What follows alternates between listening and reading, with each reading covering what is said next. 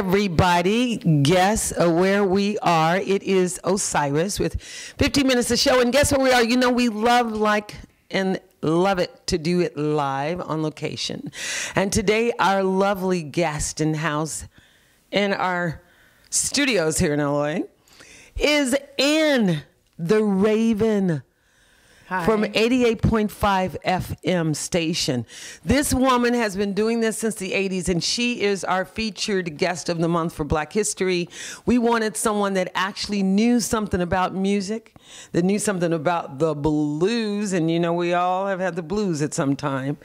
And we are just so happy to have you here. So tell us all about what you do. I know you do a blues show that you've been doing since the 80s, I was told. Yeah, I don't know if it's quite the 80s. If it isn't, it's like 89 or 90 when I started. And I've been doing it for now, ever since then, on 2 radio shows here in Los Angeles, as a matter of fact. And I'm on currently with 88.5 FM, the independent 88.5 FM in Northridge, Cal State Northridge. Okay, so KCSUN? No, CSUN. CSUN. Okay, CSUN. Yeah. All right. So anyway, that sounds fabulous. Oh, and I so love it. what has kept you, first of all, let's back it up. Let me just rewind. Blah, blah, blah, blah, blah, blah. Where does the blues actually come from? I've heard it started in the Delta. Yeah. We've heard it started in the South. But where did the blues actually start? I think it started in the South. I've read so many different places. Yeah. Everybody claim that the blues started here, they started here. But after doing a little research, I mean, we're talking Clarksdale, Mississippi, we're talking Chicago, the Deltas. We know it's basically based in the South. At least I would say. I would say too. Okay, I would agree with that. And so being based in the South, do you find that the blues, right now there's so many different genres of music?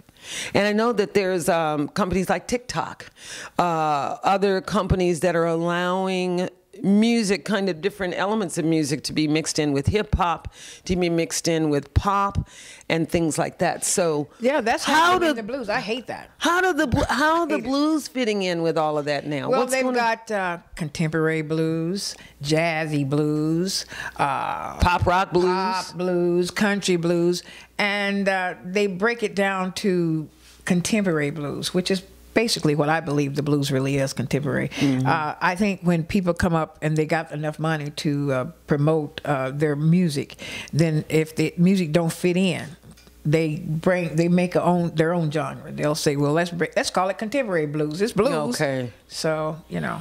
So it's going like that. It's not even maybe necessarily fit the blues, but they're just trying to find a box. It might have one or 2 licks in it, you know, blues licks, and then they put it in that box. Because people say blues is easy, which it's not. They forget the fact that you can play it, and it is probably easy to play. But it's feelings in the blues. You have to have feelings in what you play, or it just won't do it. And the blues is probably one of the only things that's true to life. One thing I like about country music and the blues is that they say, oh, here we go. Here was my man say, here you go, here it is. We sitting in the room. We talking to each other. We eating a tuna fish sandwich. Is that authentic? Well, for that kind of music where you can really sit down and just strum it out, and you can hear a life story in that few minutes that they're talking and strumming. I think it relates to a lot of people, because everybody can get the blues. I mean, and you can relate to the blues because you've been down, and usually blues is kind of down type music for some reason. I don't like saying that because I love it, but it's real. It's authentic. Yes, it is. It's not down. It's just real and authentic because, again, people get to sit down. Something bad is happening to exactly. And tell it like it is. Yeah. So on your show, you are known as the Raven. And the reason I found out, you guys, that she's known as the Raven is because of her cool, sultry voice. And it's so soothing on the radio. And at night, people need to be soothed. Even during the day, we all need soothing. And this woman has managed to keep her sultry voice on the air for this long and soothe everybody. So tell us about some of the playlist that you use to soothe people that, you know, when they are going through something. I'm only on a small amount of time, so I decided that I was going to do things to try to please everybody. You know you cannot please everybody. No, it's impossible, but I like trying anyway. Yes. So what I do is I try to get traditional music, female, new. I mix it up. I do something called new music, old music, music you wish I'd play more of, and music you wish I'd never, ever play again. I do it all. I try to cover all the blues. I love the blues. I really do. Yeah. I can do, well, you've been doing it for a while, and I can tell that it's something you like, obviously, because I do. I do whatever I can. What about it is it that draws you to that genre? What is it that drew you to the blues? Because I know you were performing. And you're also a singer. She's a singer as well. I try not to. But... Don't get it twisted. She is a performer as well.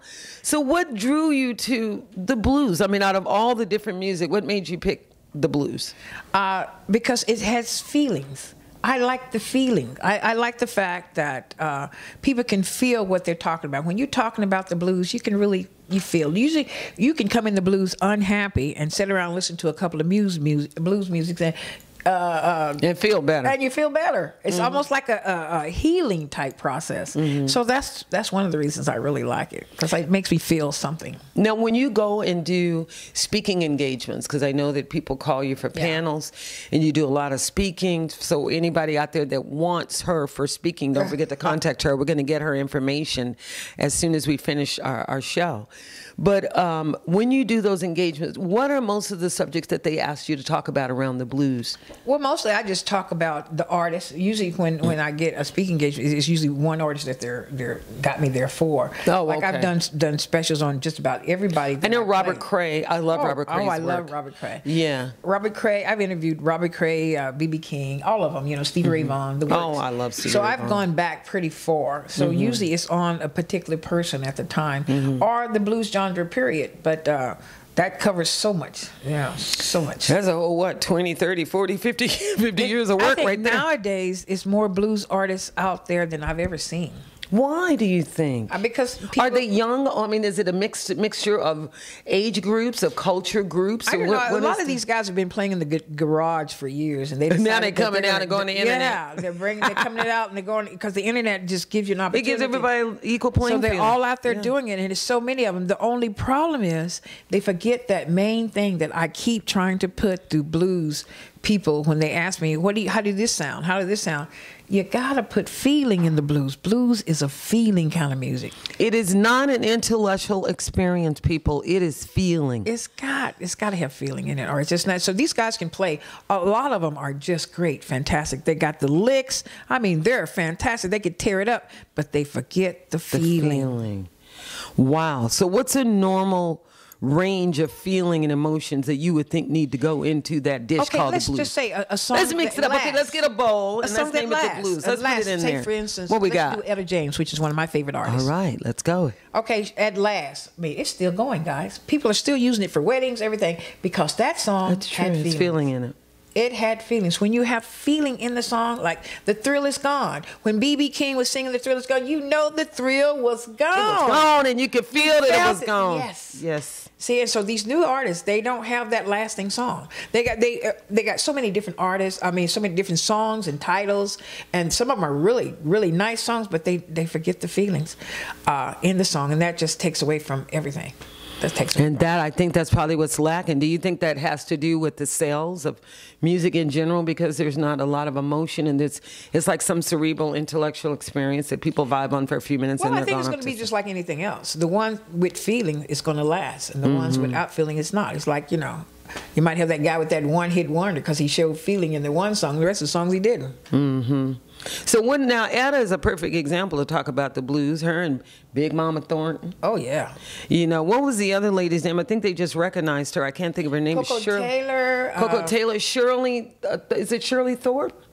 No. Is her name Shirley Thorpe? I don't know. But I don't know. But they just recognized someone else as a blues singer. But I know Coco Taylor.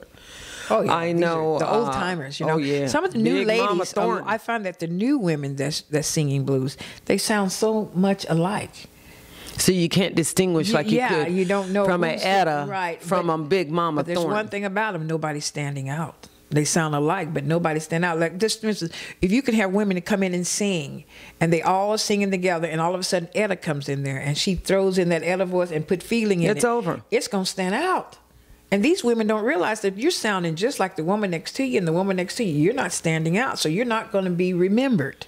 But that comes from what you said about not having that feeling. Yeah, it's got to be people got to feel what you feel. Like, you got to make them feel. What I'm saying, giving you something you can feel. Exactly. Let you know it's real. That's what we talking about. Now you're talking.